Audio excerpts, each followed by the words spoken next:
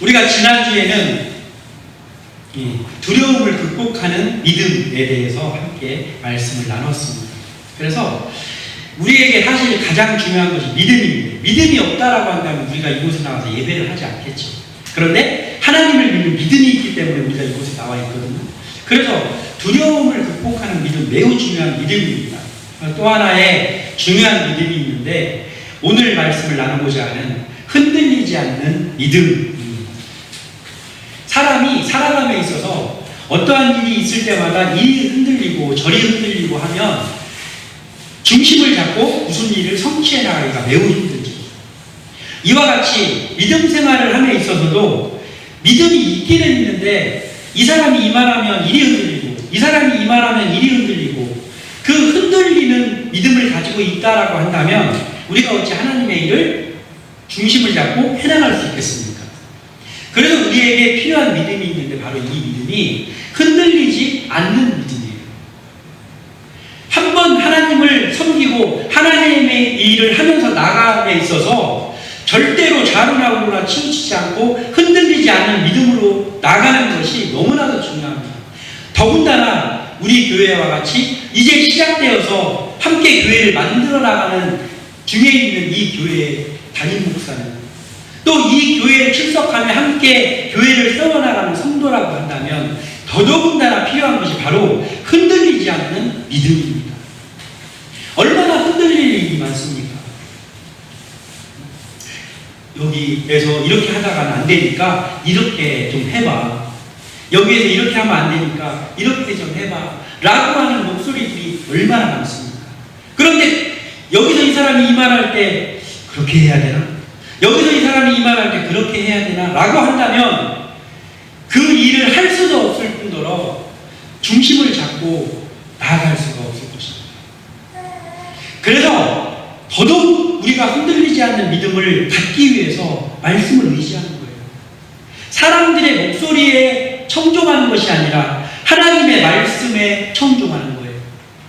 그리고 또 동역자들의 말을 청종할 때도 그 사람이 과연 하나님 앞에 바로 서 있는 그 사람일 때, 아, 이 사람이 이렇게 하는 것을 보니까 참 이게 좋구나 라고 생각한다면 그것을 본받으면서 따라가는 거예요.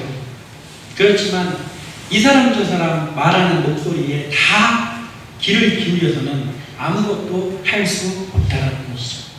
흔들리지 않는 믿음을 우리가 반드시 가질 때 우리 교회가 든든히 서갈 수 있고 또 우리 가정이 든든히 서갈 수 있고 우리 개인이 든든히 서서 나갈 수 있다라는 거예요. 그래서 오늘은 우리가 흔들리지 않는 믿음을 가질 때 든든히 설 수 있다라는 것을 생각하면서 함께 말씀을 나누고자 하는데 오늘 우리가 함께 읽었던 이 본문의 말씀 빌립보서 4장 4절에서 7절까지의 말씀을 보면 그 말씀에 이제 배경이 있는데 이때에 빌립보 교회가 있었습니다. 빌립보 교회라는 교회는 누가 세운 교회입니까? 바로 자주장사를 하는 그 여자 루디아라는 여인이 자기의 그 재산을 헌신해가지고 세워진 교회가 바로 빌립보 교회였어요. 이 빌립보 교회라는 교회는 여자의 헌신을 통해서 세워진 교회였기 때문에 여성의 역할이 매우 중요시되는 교회였어요. 그 당시에는 사실은 여자는 그 유대인들에게 있어서는 인원으로 이렇게 들어가지도 않는, 우리나라도 옛날에 많이 그랬었지만은 여자를 인원으로 치지도 않는 그러한 시대였습니다. 그런 시대였음에도 불구하고 이 빌립보 교회가 세워지는 중에 그 루디아라는 여인의 헌신을 통하여서 세워진 교회였었기 때문에 다른 교회와 좀 차별된 것이 있다라고 한다면 그 빌립보 교회는 여성들의 그 말하자면 역할이 굉장히 컸던 그러한 교회였습니다. 그런 교회였는데 지금 그 교회에 문제가 발생을 하고 있어요. 이 든든히 그 교회를 세워가는 그러한 영적인 아버지고 영적인 지도자였던 사도 바울이 지금 옥중에 갇혀 있습니다. 그러한 가운데 이 빌립보 교회에 이제 문제가 발생을 했는데 바로 거짓 교사들의 유혹이 등장한 거예요. 그래서 그럴싸한 복음, 비슷한 복음을 가지고 또 비슷한 그런 유혹의 말들을 가지고 들어와서 빌립보 교회 사람들을 현혹시키는 거짓 교사들이 있었습니다. 그 거짓 교사들에게 이미 흔들려가지고 저 사람 말이 들어보니까 맞는 것 같으네 라고 하면서 지금 흔들흔들 하고 있는 사람들도 이미 생겨나기 시작했어요. 그러니까 흔들리지 않는 믿음을 가지고 있지 않으면 결코 지금 이 빌립보 교회가 세워질 수 없는 상황 가운데 있는 거예요. 이미 이 거짓 교사들의 유혹과 또 그것으로 인하여서 파생된 성도들의 분쟁이 있었습니다. 좀 전에도 제가 이야기했지만은 이 빌립보 교회는 여성들의 위치가 대단했었어요. 그래서 그 가운데에 이제 중요한, 지금으로 말하면 뭐 여자 장로나 또는 권사님 정도 된 그러한 분들이었겠죠. 유오디아라는 그러한 여자와 또 순두개라는 여인이 있었는데 이 사람들이 지금 분쟁이 일어났어요. 같은 교회 안에서 말하자면 같이 일하는 권사님들끼리 파벌 싸움이 생긴 것 같은 그런 느낌이 지금 상황입니다. 그것을 옥중에서 들었던 이 사도 바울이 야 이거 큰일 났구나 하면서 지금 권면하는 말씀이 오늘 본문의 말씀이라는 거예요. 그래서 바울이 유오디아도 중요해요. 담임 목사의 입장에서 담임 목사가 있는데 권사님들이 서로 분쟁이 일어난 거예요. 그럴 때 담임 목사가 누구의 편을 들겠습니까? 이 권사님도 영적으로 사랑하는 권사님이고 이 권사님도 영적으로 사랑하는 권사님입니다. 같은 동역자입니다. 그렇다고 한다면 바울의 심정이 되지 않겠습니까? 이걸 어떻게 이분들을 화해를 시키고 어떻게 다시금 이 분쟁이 없이 나갈 수 있는가 라는 것들을 걱정을 했을 거예요. 사도 바울도 마찬가지입니다. 그래서 오늘 본문은 아니지만 2절의 말씀에 내가 유오디아를 권하고 순두개를 권하노니 주 안에서 같은 마음을 품으라 라고 지금 바울이 권면합니다.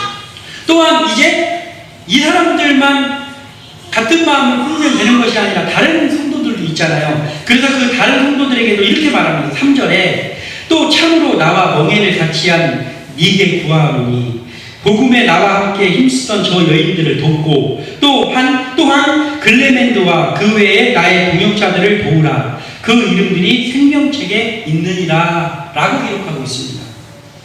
그러니까 바울이 두 여인들한테 당신들 이렇게 싸우면 안 됩니다. 주 안에서 화합해서 다시금 빌립보 교회를 잘 세워나가길 바랍니다 라고 하면서 또 다른 그 성도 또 다른 사람들에게 지금 나와 멍에를 같이 했다는 건 뭐냐면 지금 저에게 있어서 저와 멍에를 같이 한 분들이 바로 여러분들이에요. 저와 같이 교회를 세워나가는 분들 여러분들이잖아요. 그러니까 그렇게 부르고 있는 거예요. 나와 같이 빌립보 교회를 세우는 당신들이라고 하는 거예요. 지금 그러면서 그 여인들이 잘 화합할 수 있도록 뒤에서 그 여인들을 좀 이렇게 도와줘라.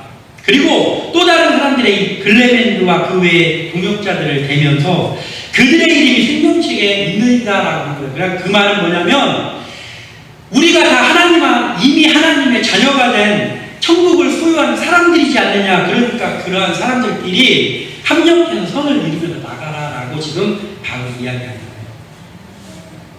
이러한 배경이 바로 오늘의 본문의 배경입니다. 바울은 지금 답답한 심정일 거예요. 왜냐하면 옥에 갇혀있기 때문에 가서 그들을 권면하면 더 좋을 텐데 가지도 못하는 거예요. 옥에서. 그런데 그 소식을 들은 거예요. 지금 유오디아하고 순두개가 지금 대판걸로 지금 싸웠습니다. 그리고 지금 거짓 교사들이 들어와서 현혹하고 있는데 거기 지금 아무개가 지금 거기에 그 사람들한테 넘어갔습니다. 이 말을 들은 거예요. 그러니까 바울이 그 안타까운 심정을 가지고 오늘 이제 이 본문을 말하는 겁니다. 오늘 이 본문을 우리가 함께 나누면서 이래서 우리가 흔들리지 않는 믿음이 있어야 되겠구나. 우리 함께 나눈 교회가 이제 앞으로 나아가는 앞길에 어디 다 우리 집사님 같은 분들만 여기에 오겠습니까? 아직 일어나지 않은 일이지만 술이 떡이 돼가지고 오는 사람들 없겠습니까? 뭔가 여기 이 교회에서 한번 이렇게 담임 목사님한테 잘 이렇게 얘기해가지고 내가 돈 좀 뜯어내야 되지 뜯어내보아야 되겠다 라는 생각을 가지고 오는 사람들은 어떻겠습니까? 앞으로 별 사람들이 다 올 거예요. 좋은 사람들도 올 것이고 또 그런 나쁜 생각을 가지고 오는 사람들도 있을 거란 말이죠. 그러한 사람들이 올 때 당신은 술 취했으니까 가시오. 당신은 눈빛이 좋지 않네. 다른 교회로 가보시오. 괜찮은 분, 어우 잘 오셨습니다. 이렇게 우리가 하겠습니까? 그렇게 하면 안 되죠. 그럼 어떻게 해야 됩니까? 우리가 그러한 모든 사람들이 얼마든지 우리 교회로 올 수 있지만 이미 우리 교회에서 신앙생활을 하고 있는 또 목회를 하고 있는 우리들이 흔들리지 않는 믿음을 가지고 있다고 한다면 그들을 변화시켜서 오히려 그런 좋지 않은 의도로 왔던 사람이라 할지라도 그가 와서 우리 교회에서 집사님이 되고 권사님이 되고 일꾼으로 성장해서 나중에 간증을 할 수 있는 그러한 지경에까지 이뤄야 되지 않냐는 것이죠. 그러자면 우리가 먼저 가져야 될 것이 바로 흔들리지 않는 믿음이라는 거죠. 오늘 이 말씀을 살펴보면서 우리 모두가 흔들리지 않는 믿음을 가지고 함께 나는 교회를 세워나가고 또 우리 각 가정을 세워나가는 그런 우리 모두가 되시기를 주님의 이름으로 축원합니다. 첫 번째 무엇입니까? 흔들리지 않는 믿음을 가지고 나가는 주님을 의지하고 항상 기뻐할 때 흔들리지 않는다라는 거예요. 주님을 의지하고 항상 기뻐할 때 우리는 흔들리지 않을 수 있습니다. 오늘 본문 4절을 읽어보면 이렇습니다. 주 안에서 항상 기뻐하라. 내가 다시 말하노니 기뻐하라. 바울이 이렇게 빌립보 교회에 권면하고 있습니다. 주 안에서 항상 기뻐하라. 이게 우리가 말처럼 잘 됩니까? 주님을 의지한다 할지라도 주님을 의지하고 나가고 있는 우리라 할지라도 두려운 일이 다가올 때에 우리가 기뻐가지고 웃을 수 있냐란 말이에요. 생각지도 않은 때에 우리가 듣지 그런 소식은 들려오지 않았으면 좋겠다는 소식이 우리에게 들려온다라고 하면 우리 얼굴이 당장 근심으로 뒤덮이는 것이 사람이라는 거예요. 그것은 누구에게도 예외가 아닙니다. 그럼에도 불구하고 그것을 바울도 알았을 텐데 바울이 오늘 이렇게 말하는 거예요. 주 안에서 항상 기뻐하라. 어떻게 사람이 항상 기뻐합니까? 그런데 거기서 더 나가서 강조를 하는 거예요. 내가 다시 말하노니 기뻐하라. 그러니까 너희들 내가 분명히 말하는데 그러니까 예수님으로 말하면 내가 진실로 이렇게 말하는 거예요. 내가 진실로 너희에게 말하는데 항상 기뻐해라 너희들. 이렇게 이야기하는 거예요. 우리가 지금까지 살아오면서 이게 가능하지 않다는 것을 너무나 잘 알고 있습니다. 그런데 바울이 오늘 그렇게 이야기하는 거예요. 더군다나 바울이 어떤 상황에 있다고요? 옥중에 있어요.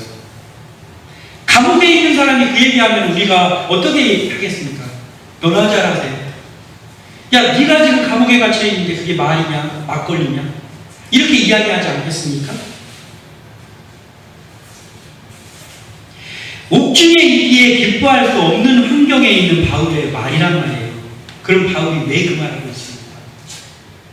바울을 알고 있는 그 동역자들, 브리스길라와 아굴라 또는 누가 이런 사람들이 바울을 가서 만나기도 하고 때에 따라서는 같이 옥에 들어가서 누가 같은 경우에는 수반을 들기도 하고 그런 사람들입니다. 그런데 그러한 소식통들에게 바울이 그 말을 할 때 그 사람들이 피식 웃으면서 아유 우리 선생님 이제 많이 늙으셨네. 선생님도 지금 앞길을 장담할 수 없는데 그 얘기를 하시나? 라고 하지 않았단 말이에요. 바울이 그 말을 했을 때 성도들에게 와서 진지하게 그 말을 전하는 거예요. 왜 그렇습니까? 바울이 옥중에서 그렇게 살고 있는 거예요. 그들이 볼 때. 바울이 옥중에서 기뻐할 수 없는 가운데 있는데 바울을 보니까 바울이 그 옥중에서 기뻐하고 있는 거예요. 누구로 인해서? 주님으로 인해서. 그러니까 이 사람들이 볼 때 가능하다. 바울이 우리에게 그걸 보여주고 있다. 항상 기뻐하는 모습을 옥중에서. 바울은 기뻐할 수 없는 가운데 기뻐하는 믿음을 가진 사람이에요. 자, 기뻐할 수 없는 옥중에 있는데도 항상 기뻐하면서 하나님을 의지하고 있으니 이 사람이 흔들리겠습니까? 바울은 다메섹 도상에서 예수 그리스도를 만난 이후에 그 행적을 보면 바울이 흔들렸던 적이 단 한 번도 없어요. 그리고 우리가 닮고 싶은 모습입니다. 제가 닮고 싶은 모습이 사도 바울의 모습입니다. 흔들리지 않는 거예요. 누가 뭐라고 하든지, 누가 핍박을 하든지, 누가 바보라고 하든지, 그 어떤 이야기를 한다 할지라도 흔들리지 않는 그 바울의 믿음이 너무너무나 본받고 싶은 믿음이다라는 거예요. 오늘도 멋진 모습으로 바울이 이렇게 이야기하는 거예요. 옥중에서, 주 안에서 항상 기뻐하라. 내가 다시 말하노니 기뻐하라. 바울이 몸소 실천하면서 빌립보 교인들에게 그 권면을 하고 있는 거예요. 이것이 바로 우리에게 필요한 거랍니다. 우리의 삶 속에서 우리의 마음을 불쾌하게 하는 사람들, 우리의 삶 속에서 내가 걱정할 수밖에 없게 하는 그 삶의 과정들 얼마나 많이 있습니까? 같은 가족, 같이 살고 있는 가정의 식구들끼리도 근심거리로 다가오는 그 일이 없습니까? 너무나도 많이 있죠. 또는 그 가정에서 가정 구성원의 누구 한 명이 아픈 가운데 있다든지, 병원에 입원했다든지, 그러면 어떻습니까? 우리의 마음 기뻐가지고 웃습니까? 근심되잖아요. 그런데 우리가 오늘 바울이 말하는 이 기뻐하라는, 항상 기뻐하라는 말을 잘 이해해야 되는 거예요. 내가 그러한 어려움을 만났을 때 마음이 걱정되고 그래서 얼굴이 그늘해질 수 있어요. 그러면 계속 기뻐하지 않고 있네? 아니라는 거예요. 우리의 마음이 두렵기도 하고 떨리기도 할 수는 있지만 내 마음 깊은 곳에 하나님을 믿는 믿음이 있어가지고 지금 근심되고 있지만 마음속에서는 하나님을 계속 찾으면서 하나님 아버지, 지금 이 근심의 터널을 하나님께서 지날 수 있게 도와주실 것을 내가 확신하고 있습니다. 하나님 아버지, 지금 이 근심거리가 나에게 고통으로 다가오고 있지만 하나님께서 이 근심을 사라져서 기쁨으로 바꿔주실 것을 믿습니다라고 하는 하나님을 의지하는 마음을 계속 가지라는 거예요. 이게 항상 기뻐하는 거예요. 하나님이 내 마음속에 있기 때문에, 주님을 내가 믿기 때문에 지금 근심거리가 있는데 그 중에서 하나님을 계속 의지하면서 기도하는 마음을 가지는 것, 이게 바로 항상 기뻐하는 마음이라는 거예요. 그러면 그 기도를 계속해서 마음속에 하면서 하나님 예수 그리스도를 의지하고 있으면 이게 가능하다라는 거예요. 이게 가능하다라는 거예요. 그리고 내 마음속에 근심이 되고 있지만 그럼에도 불구하고 마음속에 희망이 생기는 거예요. 여러분들 그런 체험 하시잖아요. 내가 지금 육신으로는 근심하고 있는데 하나님께 계속 기도하니까 하나님이 뭔가 확신을 주셔가지고 지금 그 일이 해결되지 않았는데 마음속에서 희망이 생기는 것을 체험하잖아요. 우리가. 이게 바로 항상 기뻐한다라는 거예요. 바울이 지금 이것을 이야기합니다. 그리고 바울은 지금 그들에게만 이야기하는 것이 아니라 성경을 통해서 우리에게도 이야기하고 있습니다. 우리에게 필요한 것이 바로 이거예요. 우리에게 두려운 일들이 생기기는 하지만 그 생길 때마다 하나님을 찾으라는 거예요. 기도하는 거예요. 그러면 하나님께서 기뻐하는 마음을 주신다는 거예요. 바로 뭐냐면 희망의 마음을 주시는 거예요. 하나님이 이 일을 해결시켜 주실 걸 믿습니다라는 그 흔들리지 않는 믿음의 마음을 주신다는 거예요. 그러면 그 마음을 가짐으로 인하여 우리가 흔들리지 않고 기뻐할 수 있다라는 거죠. 이것이 우리에게 필요합니다. 또한 무엇입니까? 주님을 의지하고 항상 기뻐할 때 흔들리지 않는다라는 했는데 무엇이 있어야 됩니까? 바로 5절의 말씀이에요. 너희 관용을 모든 사람에게 알게 하라. 주께서 가까우십니다. 관용, 여기서 말하는 관용이라는 말이 있는데 우리가 관용하는 삶을 살 때 기쁨을 누릴 수 있는데 여기서 지금 말하고 있는 관용이라는 말은 헬라어로 토 에피 에이케스라는 말이에요. 그런데 이 뜻이 뭐냐면 손해나 역경 속에서도 요동하거나 넘어지지 않고 평정을 유지하는 영적인 인내라는 뜻이에요. 그러니까 우리가 흔히 관용이라고 하면은 남한테 이게 너그럽게 하는 거 이거잖아요. 관용이 남한테 좀 너그럽게 대하고 하는 것이 관용이에요. 근데 여기 지금 말하는 헬라어에서 말하고 있는 에피스라는 그 관용이라는 단어의 뜻은 우리에게 손해나 역경이 다가올 때, 그때 요동하거나, 마음이 요동하거나 넘어지지 않고 평정심을 유지하는 영적인 인내라는 뜻의 관용이에요. 그러니까 여기서 너희 관용을 모든 사람에게 알게 하라라는 말은 뭐냐면, 우리의 그런 모습을 사람들에게 비춰주라는 말이에요. 또 너그럽게 대하라는 뜻도 같이 가지고 있죠. 그러니까 우리가 이런 거예요. 우리에게 손해보는 일이 생길 때가 있잖아요.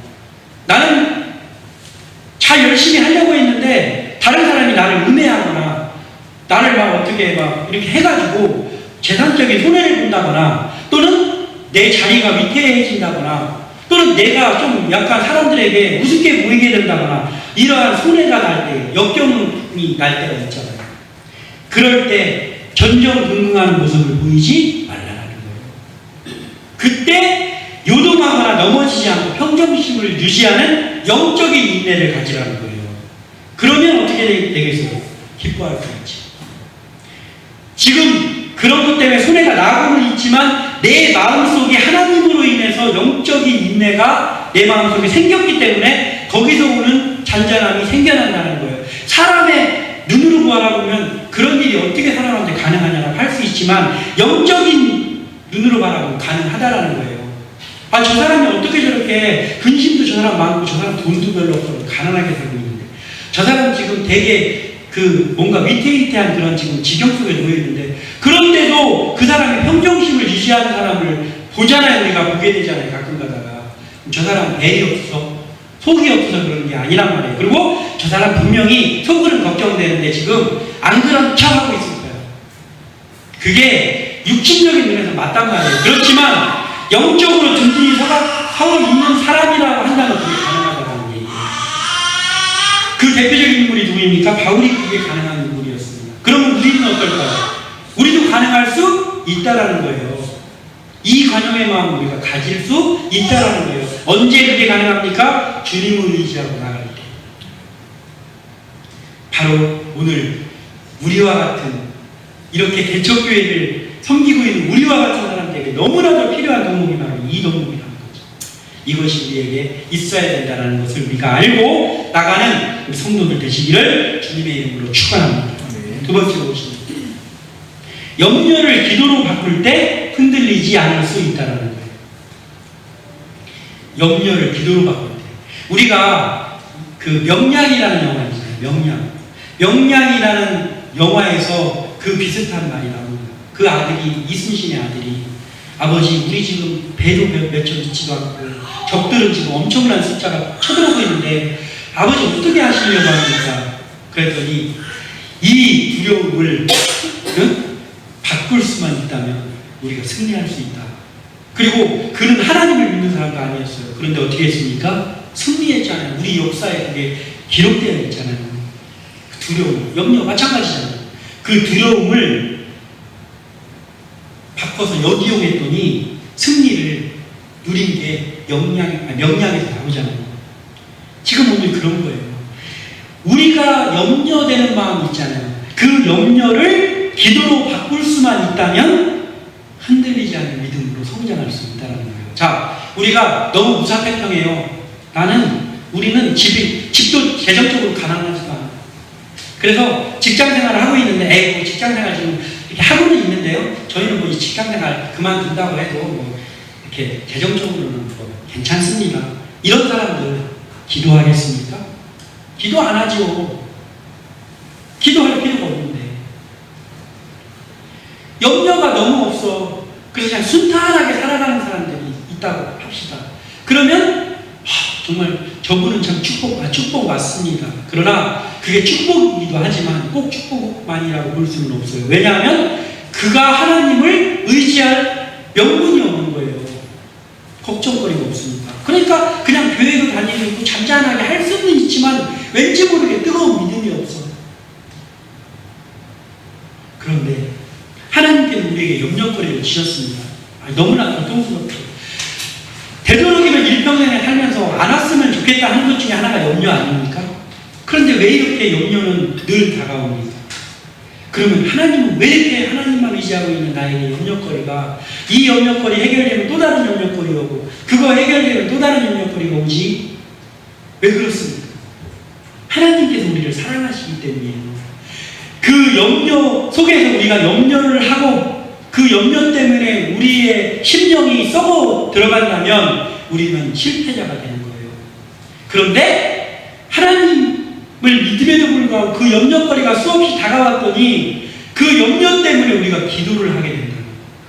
그 염려를 하고 있는 그 시간에 내가 하나님 앞에 기도해야 되겠구나 라고 하면서 염려가 다가올 때 하나님 아버지 이 염려거리를 놓고 기도하고, 또 다른 염려거리가 오니까 그 염려거리를 놓고 기도해서 우리에게 염려가 다가올 때마다 기도를 했더니, 기도로 바꿨더니 그 기도가 쌓이고 쌓였더니 결과가 무엇으로 돌아오느냐? 흔들리지 않는 믿음으로 돌아온다라는 거예요. 그래서 염려거리도 우리가 그것을 기도하는 그러한 시간으로 바꿀 수만 있다면 우리에게 승리가 온다라는 거예요. 염려는 또 다른 염려를 불러들이게 돼 있어요. 염려는 계속해서 또 다른 염려를 불러들입니다. 오늘 본문 6절에 아무것도 염려하지 말고 다만 모든 일에 기도와 간구로 너희 구할 것을 감사함으로 하나님께 아뢰라 라고 기록하고 있습니다. 아무것도 염려하지 말래요. 가능하지 않은 말이잖아요. 그렇지만 주 안에서 항상 기뻐하는 것을 하고 있는 사람이라면 이게 가능하죠. 하나님을 의지하기 때문에 근심거리가 있지만 마음속에서는 하나님이 해결시켜 줄 거라는 믿음이 있어서 거기서 오는 기뻐함이 있어요. 그러한 믿음을 가지고 있을 때 우리가 또 다른 염려거리가 다가왔더니 그것을 그냥 염려만 하고 있는 것이 아니라 모든 일에 기도와 간구를 하게 되는 거예요. 그러면 어떻습니까? 염려거리가 다가오는 것이 오히려 우리에게 이익이 되는 거예요. 염려가 없어가지고 무사태평하니까 아유 오늘 점심에는 무엇을 먹을까? 오늘 점심에는 아웃백을 넣어가지고 스테이크를 먹을까? 그리고 저녁에는 또 스테이크 먹었으니까 저녁에는 야채 샐러드로다가 한 상 차려갖고 먹을까? 이런 거 하고 있어요. 이래갖고 아무것도 안 된다는 것이죠. 그런데 염려거리가 자꾸 적당하게 염려거리가 다가오는 거예요. 죽을 정도로 하는데 염려거리가 계속 있어요. 그랬더니 우리가 그 염려 때문에 하나님 앞에 기도하는 거예요. 우린 믿음의 사람들이니까. 그러니까 그 기도가 쌓여가지고 나도 모르는 사이에 나의 믿음이 조금씩 더 성장해가지고 어느 순간에 흔들리지 않는 믿음이 되는 거예요. 그러면 우리도 바울과 같은 인물이 될 수 있다는 것이죠. 바울이 옥에 갇힌다 해도 눈 하나 깜짝 안 하는 사람입니다. 그게 원래부터 가능했겠습니까? 쌓여가지고 가능한 거예요. 그러면 바울에게 가능한 것 우리에게도 가능하다고 믿습니다. 우리가 바울이 했던 것처럼 실천하기만 한다면, 또 이것이 가능하다는 걸 바울은 알았기 때문에 오늘 빌립보 교회의 사람들에게 권면을 한 거예요. 말도 안 되는 이 권면을. 아무것도 염려하지 말고 그게 말이 됩니까? 라고 할 수밖에 없는 이 권면을 하는 거예요. 다만 모든 일에 기도와 간구 너희 구할 것을 감사함으로 하나님께 아뢰라. 아멘. 우리가 해야 되는 겁니다. 염려는 감사를 빼앗아가는 불신앙의 행위예요. 그렇지만 염려가 다가올 때 기도하면 그것은 우리의 믿음이 성장하는 발판, 원동력이 되고 그리고 흔들리지 않는 신앙인이 되는 길이라고 합니다. 기도하는 일을 계속하게 되면 감사하는 마음이 생깁니다. 감사하는 마음이 생기면 기뻐하지 아니할 수 없습니다. 그러면 우리가 흔들리지 않는 믿음을 가진 하나님이 여기 이 일에 누구를 써야 될까 할 때 1순위로 뽑을 수밖에 없는 믿음의 여건이 된다는 거예요. 아무쪼록 여기에서 신앙생활하는 우리 한 사람 한 사람이 다 이와 같이 바울과 같은 믿음의 여건들 되시기를 주님의 이름으로 부탁드립니다. 마지막 세 번째 무엇입니까? 하나님의 평강이 임할 때 흔들리지 않는다는 거예요. 하나님의 평강이 임할 때 흔들리지 않는 거예요. 하나님의 평강은 인간이 만들거나 누리게 할 수가 없어요. 내가 인력으로 안 된다는 거예요. 하나님의 평강은. 그럼 어떻게 됩니까? 인간의 이해를 초월하는 거예요. 내 생각으로는 인간의 생각으로는 이게 가능하지가 않아요. 만들 수도 없고. 내가 하나님의 평강을 갖고 싶다 해서 만들어지는 게 아니에요. 왜 이런 거 있잖아요. 근심된 마음, 막 이런 것들이 마음속에 가득 차 있을 때 이게 어디 내 인력으로 내가 평강해지고 싶다고 해서 평강해지는가요? 안 되더라고요. 안 됩니다. 그런데 인간의 이해를 초월해야만 되는 거예요. 누구의 능력으로? 하나님의 능력으로 되는 거예요. 왜 그러냐면 오늘 본문에 이렇게 이야기하고 있습니다. 7절에 이 모든 것들, 지금까지 나누었던 모든 것들을 하면, 그리하면 모든 지각에 뛰어난 하나님의 평강이 그리스도 예수 안에서 너희 마음과 생각을 지키시리라. 아멘. 사람의 생각으로는 되지 않는데 모든 지각에 뛰어난 하나님의 평강이, 그러니까 우리가 평강하고 싶다고 해서 생긴 평강이 아니라 하나님께서 주신 평강, 그것이 우리에게 임한다는 거예요. 그러면 모든 것이 가능해진다. 하나님의 평강이 우리에게 임하면 그 평강으로 인해서 우리가 또 기도하면서 기뻐하면서 살았는데 거기다 하나님의 평강이 우리에게 임했더니 우리가 더욱더 기도와 감사하는 삶을 살게 되는 거예요. 정말 놀라운 선물입니다. 하나님만이 우리에게 주시는 선물. 그런데 여기에 7절에 그리하면이라고 했어요. 그리하면 뭡니까? 그 앞에 있는 것들. 항상 기뻐하고. 그러니까 먼저 기뻐하고를 실천해야 되는 거예요. 항상 기뻐하고. 그리고 관용을 모든 사람에게 보이고. 그리고 아무것도 염려하지 않고 모든 일에 기도와 간구로 구할 것을 구하면서 나가고.